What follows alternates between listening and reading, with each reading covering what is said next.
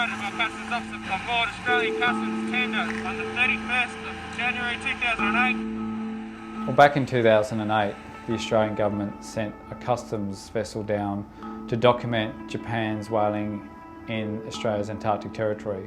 And what you're about to see is the footage that they took at that expedition. Footage that Sea Shepherd have fought the government very hard on for many years to obtain.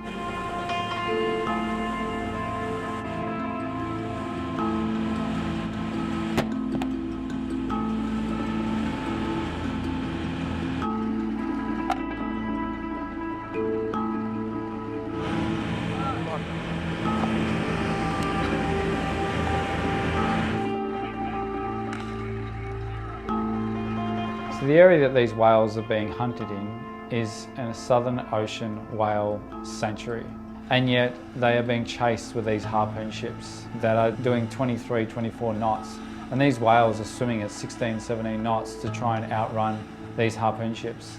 But eventually they come up exhausted.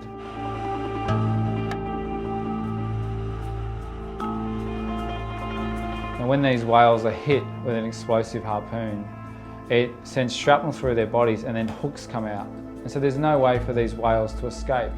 They're thrashing around, trying to get away from these harpoon ships, but this cable drags them back up to the surface. You know, it takes a long time for these whales to die. It's barbaric, and this goes on in an established Southern Ocean whale sanctuary, in an Australian whale sanctuary.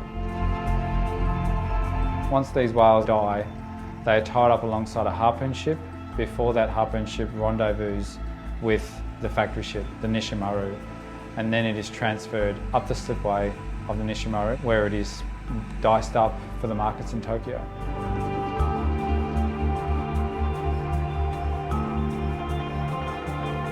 Although this footage was taken in 2008, we still have the Japanese whaling fleet heading down to the Southern Ocean whale sanctuary to kill whales.